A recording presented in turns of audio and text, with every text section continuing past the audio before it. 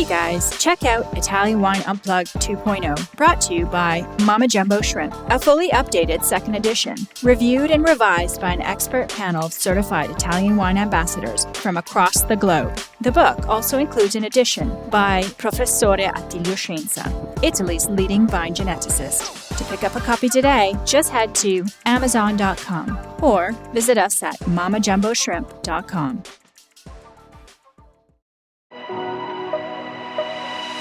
Welcome to Masterclass U.S. Market with me, Juliana Colangelo. This show has been designed to demystify the U.S. market for Italian wineries through interviews with experts in sales and distribution, social media, communications, and so much more. We will quiz each of our esteemed guests at the end of each episode to solidify the lessons that we've learned. So sharpen your pencils, get out your notebooks, and join us each week to learn more about the U.S. market.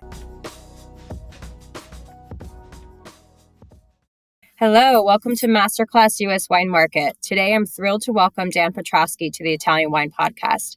Dan is the winemaker and creator of Massican Wines, a white wine-only brand that is an ode to the Mediterranean and Petroski's time spent living in Italy and drinking white wine. Dan was named a Food and Wine Drinks Innovator in 2022 and the SF Chronicle Winemaker of the Year in 2018. Dan and I met almost 5 years ago at Aspen Food and Wine when I was drawn to his table for my own love of Italian white wines. So I'm super excited for today's conversation, and welcome to the show, Dan. It's great to have you here. Thank you, Juliana. Wish I was sitting across the table with you, having a spritz or an Americano and having this conversation, but it's acceptable to do it on the podcast across the country. Yeah, same here. Instead, we were in a little phone booth here in Midtown Manhattan, but we can dream, pretend we're on a patio somewhere with a spritz. Well, before we dive into today's topic, we're going to focus on the growth of and production of Italian white varieties in California and in Napa specifically. But first, I want you to tell our listeners about your journey. You have an interesting background going from a successful career in publishing to making wine in Napa. So give us the short version, but tell us your story. Sure. I am an Italian-American, albeit the Polish last name. My mother's side is from the south of Italy, outside of Naples. I grew up in Brooklyn, New York, and was always fascinated with travel via the pages of a magazine and drinking and eating in wonderful places in Europe and the pages of a magazine. My family didn't travel much as a kid. So as I kind of grew up and got into the world of work in New York City, I worked in magazine publishing, and I had the opportunity to eat at a lot of fancy restaurants in New York. And through that, I was able to kind of explore the world through wine and through food. And that was something that kind of helped me kind of navigate a career change, which brought me to Italy in 2005 and 2006. I spent 1 year living in Sicily, working on a vineyard, and 3 days a week on a vineyard, and doing a lot of travel to the different Italian wine growing regions, not only to experience the culture, but the food and the wine. And as I returned to New York City with a year abroad and some very minimal viticultural knowledge and winemaking knowledge, I still had my heart set on being an Italian wine ambassador or marketing manager or sales manager for a distributor or an importer or an Italian company who was expanding their production in the U.S. That job did not materialize in New York City in 2006, so I headed out west and landed in California at Dumal for a short stint as an intern, and then the winemaker at Dumal was a consultant at Larkmead and hired me in the cellar at Larkmead as the cellar master, and I went on to become winemaker at Larkmead. And during that period, I started Massican. Amazing. And how did you choose Sicily? I know you're Italian roots, Southern Italian roots, so maybe that's the obvious answer, but with all the buzz these days around Sicily, tell us a little bit more about that. Oh, for sure. I was very fortunate. I was there before the buzz. I chose Sicily because of my business school classmate was a Southern Italian, grew up in Calabria, family moved to Sicily a long time ago, and when we had finished, when we graduated, a group of us went to visit him and his family and his friends in Sicily. We spent a week to 10 days traveling around the East Coast from Taormina to Catania down to Ragusa, and had the opportunity to meet a lot of his family friends who were in the wine industry.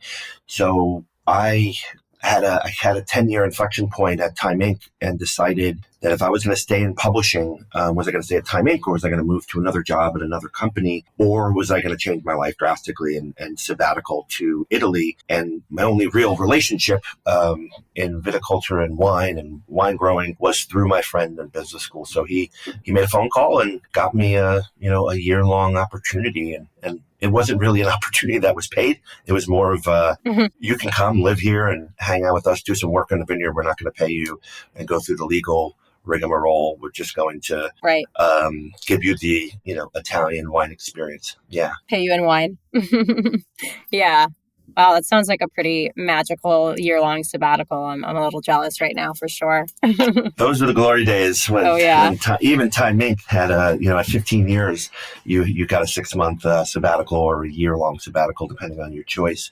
And that was really done for writers who were trying to kind of refresh themselves and to kind of write their own books. So that was my take on my year living there. I did a lot of writing. I did a lot of blogging at the time. The community saw me as this kind of interesting journalist coming from the world of publishing in Sicily. So they were attracted to me and they wanted to tell me stories. And that really infatuated me more than I was so with the wine industry. And it got me deeper and deeper into this love of brand and storytelling and place and opportunity and marketing and all the things that go around, a glass of wine and conversation. Amazing. Well, we're going to focus today, this is Masterclass US Market. So we're going to focus on Italian varieties in California and how you've come to focus on those grapes through Massican, but also just a little bit broader, that topic. So the 3 key takeaways for today's Masterclass are going to be, number 1, the history of planting Italian varieties in California and more specifically in Napa. Some of the current trends we're seeing with Italian varieties and grapes produced in California as our second takeaway. And finally, how is climate change impacting varietal trends in California and Napa Valley, not just with Italian varietals, but in general, which we know is a topic that you personally are very passionate about. So let's just dive in and, starting with your decision to focus on Italian white varieties in Napa back in 2009 when you started the Massican label. We heard your background, so we know your inspiration from Sicily, but how did you come to focus on these wines specifically while living in Napa? Massican started for 2 reasons. One was that Mediterranean white wine lifestyle where the climate matches the wines you drink. And that was goal number 1. Goal number 2 was white wine, because it is a easy cash flow model where you can, make a wine, sell a wine, do it again in a 12 to 18 month cycle, where red wine is a little more intensive with time, capital, etc. Goal number 3 was sticking with this Mediterranean theme. Is there something in the way we can look at even Western varieties like Sauvignon Blanc blended in with a little bit of Tocai Friulano and Ribolla Gialla, which is a very Friulian concept as a wine. So I really, it was interesting. I just looked at the Grape Crush Report, which was just the guide to all the wine grapes grown and produced in the state of California every year. And I found a lot of interesting global varieties, mostly French, Italian, German, planted throughout the state of California. And then I focused in on the Napa Valley because that was my hometown. And I was able to kind of find a few varieties that I didn't know were here. And then I just started Google searching and making phone calls. And, the wine industry is so open to helping each other navigate the path of vineyards and winemaking. So I had a lot of friends at the time introduced me to some vineyard owners or winemakers to learn a little bit about things like Tocai Friulano and Ribolla Gialla planted in Napa Valley. Really interesting. And, what were some of the first fruit sources that you found through some of that exploration and those phone calls? The first grape variety was Ribolla Gialla, and it was brought to America by George Vare. George Vare was the founder of Luna. Luna was one of the emerging Calatal, as they called it at the time, wineries in the mid-90s. He wanted to make Pinot Grigio and Sangiovese. So George had took his winemaker, John Consgard, at the time, and his assistant, Abe Schoner, to northeast Italy, where the great Pinot Grigio is grown, in the Veneto and Friuli and Alto Adige. And George and John and Abe fell in love with the Friulian blends of Tocai and Ribolla and Pinot Grigio and Sauvignon Blanc. And he suitcase cloned some budwood of Ribolla Gialla from Jasko Gravner in 1999, 2000, and kind of grafted it onto his Pinot Grigio vineyard in his backyard in Oak Knoll, California. So that was the origin story of the Ribolla, Gialla movement in California. But the most interesting story, Juliana, was the Nicolini family, who came to America in like the early 1900s. And post-World War II, one of their cousins came to the United States and to visit them. And this was around 1945, 1946, post-World War II. And the Italian cousin said, "Why do you only have red wine grapes here?" And they had a lot of Zinfandel and Petit Syrah and some Barbera. And they were like, looked at him interestingly and said, "What do you mean?" He said, I just served in the war for 3 or 4 years, and all we drank was white wine. And they, in 1946, planted a white wine grape, which is today the equivalent. It's called Sauvignon Vert here in America, but it's the equivalent of Tocai Friulano. And those are the grapes that I sourced in 2009 to launch Massican. So that's pretty interesting. And you'd honestly think with all the Italian heritage there is, in California and in Napa and Sonoma, that you actually would see more Italian varieties being grown. I mean, I know you see them in smaller amounts, but you're seeing them more on a mass market. But I suppose, that's also related to marketing and what we see, Chardonnay, Cabernet are the leaders in terms of sales in the U.S. But you would think that you'd actually see more of it. Or that would be my guess, at least. Well, I think the big thing that happened to the Italian wine grape movement was what happened to what we call the immigrant wine grape movement. Was you think about the post-gold rush, 1850s, 1860s, 1870s in California, and you had everyone who was scouting out gold from all over the world were coming to California, and they landed and settled in all parts of California, especially the north, where the gold mining towns were. And so you had Italian immigrants, French immigrants, Spanish, German, and you have names like Schramsberg and Beringer, right. And so we and Krug, and so you had all of these immigrants already here, and then Prohibition happened. So the world was a different place with the amount of wineries and wine grapes pre-Prohibition. Prohibition wasn't so much a problem for the immigrant culture of wine growing because everyone was still allowed to produce 2 barrels of wine at home. That's equivalent to 50 cases, so basically a case of wine a week. Sounds pretty good. To eat and consume with your meals. Yeah, and that was sacramental as well as, and then fast forward, the problem, post-Prohibition, there was a massive diversity of wine grapes still being grown in California, and especially the north in Napa and Sonoma and Mendocino County. And there's a lot of Italian grapes, a lot of French grapes, a lot of German grapes. Mm-hmm. But then World War II happened. And when World War II finished, it took a lot of the heart and soul and the bodies of not only Americans but French, Germans, Italians, etc. And you come back after that, America becomes this industrial, New Deal country where we build roads and we build factories, we farm, and we learned that we can farm wheat and grain so well that beer became the working class beverage. It wasn't wine anymore. So wheat and grain, in the quote unquote flyover states, fueled the factory worker and the field worker and the construction worker. So then things started to narrow. And I saw this working at Larkmead. Pre-World War II, we had 38 different grape varieties planted on the property. By the time I was in the vineyard, like in the midst of like the middle of my stint at Larkmead, we had gotten down to like 7 or 8. So we've narrowed the field down to what was working. And so we kicked out a lot of grape varieties. I'm proud and happy to say that, Dr. Harold Olmo planted Sangiovese at Larkmead in the 1940s as a trial. But the first official commercial Sangiovese in Napa Valley was planted in 1982. Yeah. Not long ago. The first commercial version of that grape. But the big grape that and it's no surprise why this is an important Italian grape in California, but the number one red grape in California as an Italian red grape is Barbera. And there's close to 50,000 tons in the state of California. Barbera tends to be a well-structured grape variety, good fruitful flavors, high acidity, can handle cold, can handle heat, it can handle elevation, it can handle flatlands, and it yields very well. And farmers love, a high-yielding crop. So Barbera is still, to this day, the number one red grape variety. But put that in relation to Sangiovese, it's 10 times more Barbera in California than Sangiovese. Sangiovese is a little bit more fickle as a grape variety. It doesn't really travel well outside of Tuscany, but you flip to the white side. I mean, actually, there's more Teroldego planted in California than there is Sangiovese. When you flip to the white side, and I don't know if we can claim this as an Italian we will, because we're an Italian podcast and this is what Italians would do. But Pinot Grigio, or Pinot Gris, is it's in the top 10 grapes grown in the state of California by volume. That's what I would have guessed. Yeah. So there's almost 200,000 tons. Oh, interesting. Huh. But the closest second to that is like Malvasia. Yeah. At like at like 3,000 tons. So we're talking something like there's just a big, huge gap between, the leaders of the pack, the Barberas and the Pinot Grigios of the world, and then everything else that is Italian. Italian Wine Podcast, part of the Mama Jumbo Shrimp family.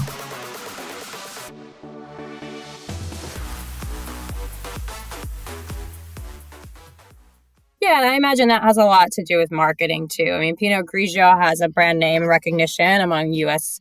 drinkers, right? So it makes sense that would be the most widely planted Italian varietal, in California. So that's not, entirely surprising.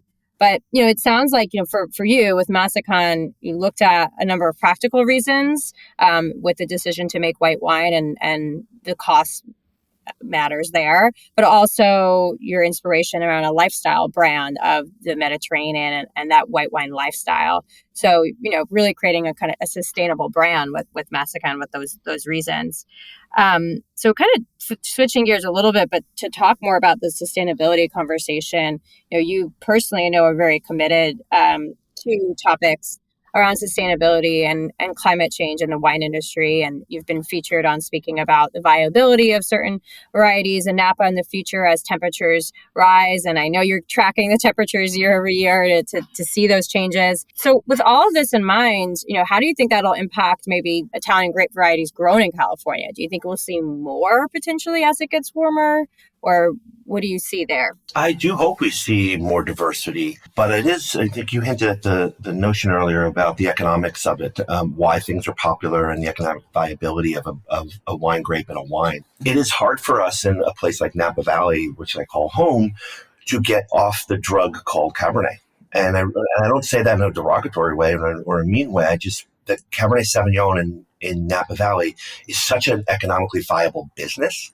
And it's not a huge business. Still, Napa Valley wines are still 4% of the wines consumed in America. And when you think about that, it is so small, so finite, that it actually attracts a very luxurious price point and a luxury marketplace. And to kind of think about wines in the world, and my thought process about what would replace Cabernet Sauvignon in Napa Valley, you had to think about the marketing first. I know a lot of my peers are planting these obscure, crazy grape varieties that are doing really well in these Winkler Scale 5 indexed, grape growing regions of the world. But like, A, you can't pronounce the grape. B, name one wine with that grape that sold for over $50 or $100. And so you have to think about the wines of the world that have reached when you speak specifically about Napa Valley, that have reached an echelon of hearts and minds and wallets. And those grape varieties exist in places like Italy and Spain and France, for example. But when Bob Mondavi, speaking of Italians, when he created the Napa Valley wine luxury business in 1967, 68, when he was launching his winery, he looked to the only luxury wine in the world at the time, which was Bordeaux. Today, 2022, 2023, Bob Mondavi would see, that, Aglianico and the grapes, the classic wines of Master can command not only viability in a climate changing world, but also command price points of $75, $100 a bottle. And looking at other wine growing regions of the world, he would basically say that, Vega Sicilia with Tempranillo and Grange with Shiraz, these are top 10 wines of the world. Modern day, and they command a price point of $500 a bottle. So if you're a Napa Valley vigneron, quote unquote, and you're thinking about 20, 30 years from now, what you want to plant. And if you're a connoisseur of great wines, you have Vega Sicilia in your cellar. You have Master Berardino in your cellar. You have, Grange in your cellar. And I think that's how I would think about it if I was, second lifing with a lot of money in the bank in Napa Valley, because it does take a lot of money to to get in the foot in the door here because the land is so finite. Of course. But do you think we'll see any of, the bigger companies that are driving a lot of the wine business in terms of producing some of the most well-known labels that consumers are purchasing off shelves? Do you think we'll ever see them start transitioning away from Cabernet and maybe planting or producing a more commercially viable Aglianico, for example? It's interesting. I hope so. What I've seen in the trends in California is in the last 25 years, we've leaned heavily, in the 80s and the 90s, there were brands that were started that were red wine. That's the Harlans of the world, the Opus Ones of the world, the Screaming Eagles. They designated themselves as red wines, again, going after the Chateau model. California, in the last 25 years, leaned heavily, and Napa leaned heavily into varietal designation, Cabernet Sauvignon. And then they started leaning heavily into appellation designation, Cabernet Sauvignon from Oakville. And then, but the greater marketplace moved more towards these things called red blends, right? And there was a huge push towards the red blend. And that was, 20 years ago when 25 years ago with the launch of The Prisoner. And think of all the red blends that are in the marketplace today. What I see happening tomorrow is, with the next generation of wine drinkers looking for more transparency, is a red blend a viable marketing option in the next 10 or 20 years when people want to know what's actually in the wine?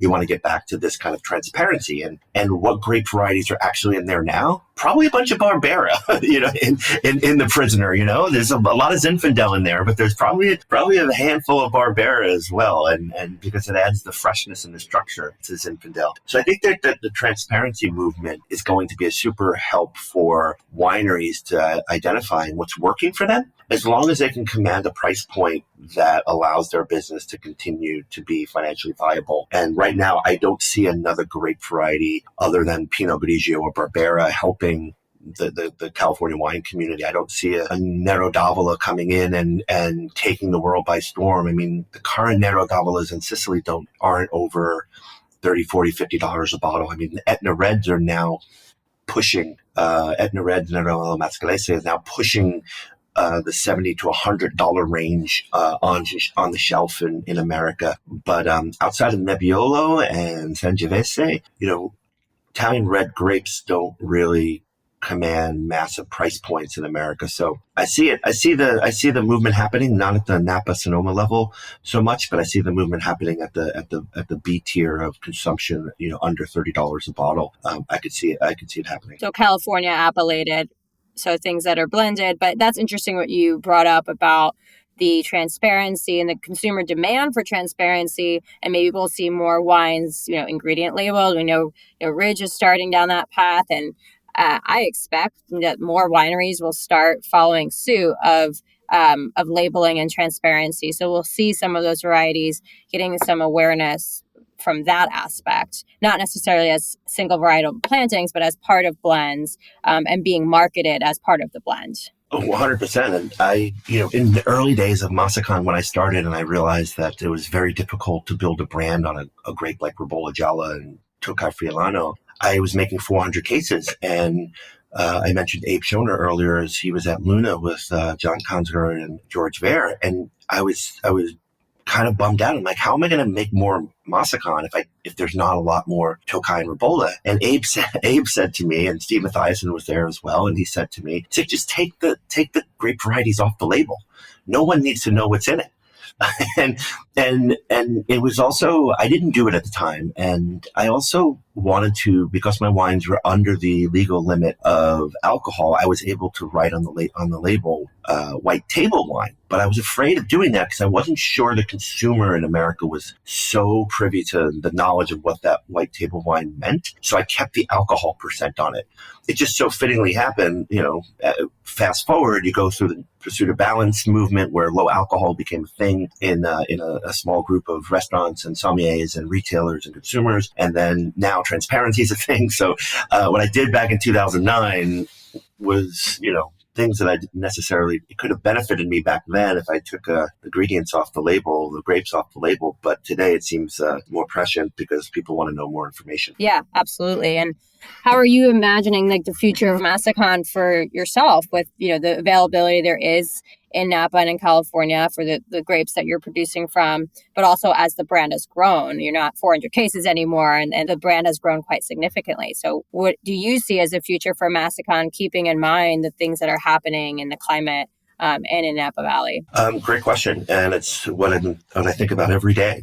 And it's why I'm focusing all my energy on what I'm doing today. And I've been fortunate. I've gone from 400 cases to 7,000. So I'm up in this, 80 plus thousand bottle range of my business. I feel that my wines from a Napa Valley perspective are valued as fairly as possible, that I could without going broke. And those are $32 to $35 suggested retail pricing. And but what I've noticed, as we discussed in the what's the biggest Italian grape in America, it's Pinot Grigio, and it's a market I've never played in, and I think that this is an opportunity for me to kind of do something that my mentor George Vare and others have tried to do in the past in the 90s with the Calatal movement, is just try to play against brands like Santa Margherita, or lean into the fact that Pinot Grigio is something that is so easy to say, so joyous to say, and tastes delicious at the same time, and really kind of is transportational and branding of like the Italian lifestyle. So I'm going to lean into Pinot Grigio a little bit in the next couple of years, and then Sauvignon Blanc is an anchor to my program. I'm going to lean more into Sauvignon Blanc, and then some of the smaller, unique. I'm working with 11 grape varieties right now. Everything from Tocai Ribolla to Sauvignon Blanc Chardonnay, Pinot Grigio, Pinot Bianco, Malvasia, Muscat, Greco, Falanghina, Cortese. So I'm really leaning into them because I do feel that white wine grapes in a climate changing world are also very suitable to what I'm trying to accomplish in my style, because I'm searching for the flavors of the grape variety and the acid and sugar balance it has. Whereas that is easy to accomplish in a climate changing world because you're not dealing with the maturation of the texture and the flavor of the skin as you are with a red grape. So you are just thinking about the juice of the grape and how the climate is impacting the decline of acid and the rise of sugar, and where that kind of intersection is to create the style of Massican that I want to create. And I think that's a lot easier, because there's really no reason why Tocai, Friulano, and Ribolla Giallo are planted in Napa Valley. This is the farthest place from Friuli.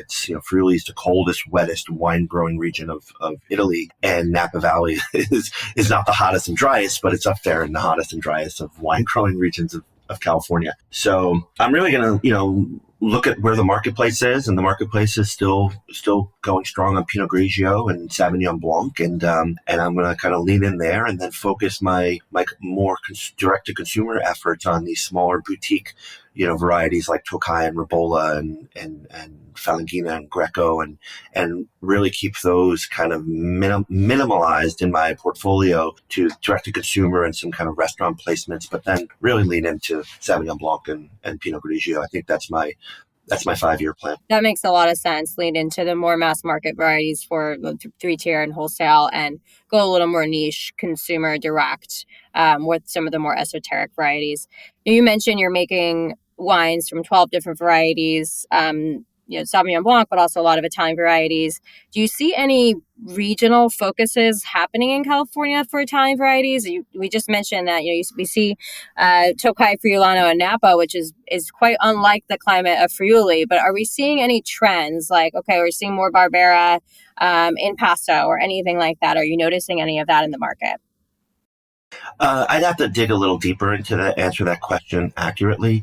But what I will say is winemakers are an interesting breed. They have this childlike enthusiasm that they can do anything. So when they taste, a Nerello Mascalese for the first time, from an Etna Red for the first time, they think that they can grow it in like Russian River Valley, right?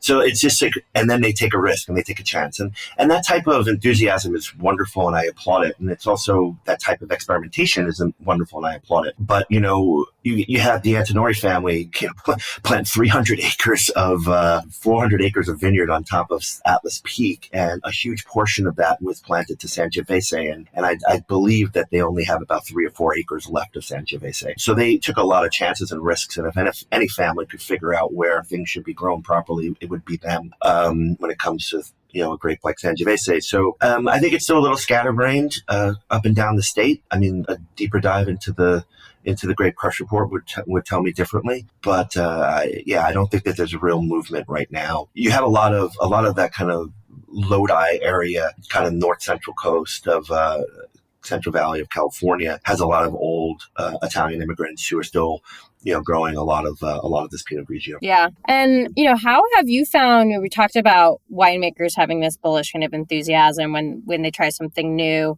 I think especially so in California, right? We, in Italy are a little more traditional, tied to some more specific laws in the regions around what can be planted, not the same kind of Wild West freedom we have in California. So I'm curious, when you've introduced Massican wines to Italian winemakers and Italians, what their reaction has been to your wines.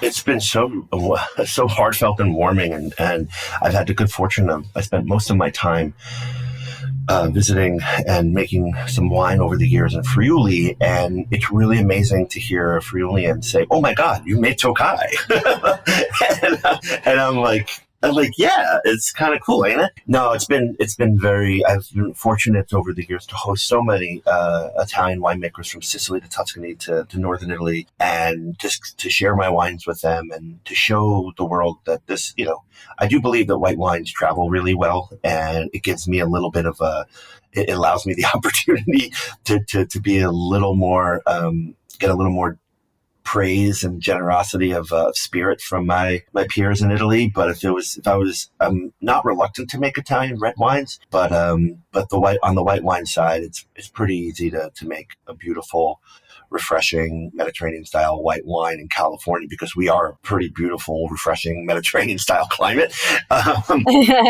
Exactly.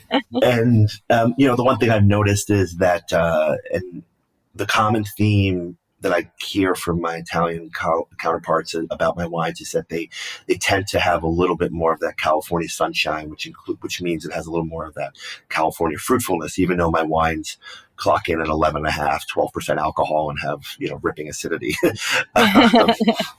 Yeah, but that sunshine really coming through and the fruit that's coming through in the wine, that makes a lot of sense. Yeah, based on the climate too. So you make all these great white wines, of course, but you're also making beer, vermouth, probably something else that I don't even know about under the Massican label. So tell us a little bit more about those projects. Yeah, the vermouth was first because I left Italy as a bitter drinker. I never thought I would go to Italy and drink bitters, and I was drinking a lot of Amaro. Living in Sicily, I was drinking a lot of Averna, which was, gasoline. When I first tasted it the first time, it was like motor oil and gasoline mixed. It was horrendous. Sounds delicious. And but I gained a palate for it over the course of a year. I gained a palate for Campari and soda and Americanos and Negronis. And so when I returned to America, and I was living in California, I started making my own Amaro. And I was trying to fashion them based on some of my favorite ones from restaurants in Sicily. And there was this one beautiful cinnamon accented Amaro that was homemade in the restaurant, and they would give it to you every night after dinner. And I tried to make that so I can share it at my dinner parties. But what I realized, which is true in the marketplace, is that, the American drinking culture is not an after dinner drinking culture, especially at home. I mean, you live in New York City, it's a little different. You have drinks before dinner, you have dinner, and then you go out for more drinks, and it's usually cocktails and stuff. But yeah, we're not a massive cultural aperitif or digestif or aperitivo and digestivo. We are more, cocktail focused. So I converted my Amaro love to vermouth, because vermouth was something, Italian vermouth is red vermouth, and French, white vermouth is French vermouth. I translated my love of bitter to vermouth so that I can actually integrate into cocktails, integrate into the Negroni, integrate into a martini, and that was my Italian kind of theme of like saying, okay, well, you can have a Campari and soda or a vermouth and soda. Let me do this to kind of round out Massican as a whole. I mean, but it was also very logistical and economical at the time. If I have, I work with 30% of all the Tocai planted in California for my wines. If I have a barrel that's not good enough to make a final blend, I really can't do anything with it. Like there's not enough other people who are going to buy a reductive barrel of wine that may not be the style in which you're trying to create. So I had to kind of, I can get rid of some of those flaws in that fermentary process by aromatizing and fortifying and sweetening the wine. And that's how my vermouth program truly started in 2010 and 2011. And it took me a number of years to refine it all the way up until 2018. And then I started thinking about the aromatic category and how much it meant to me as a brand. And so vermouth is an aromatized wine. Massican Ania, for example, would get put into the aromatic white wine category on a wine list. A Belgian wit beer is an aromatized wheat beer.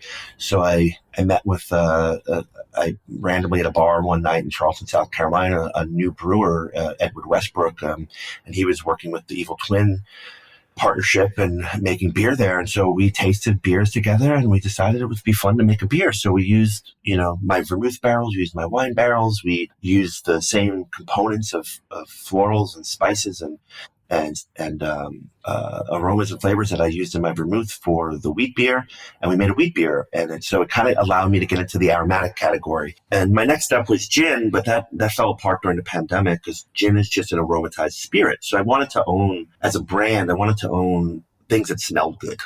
Oh, amazing. Yeah. So the next steps for me is actually, it's a collaboration project with my wife, who's a perfumer.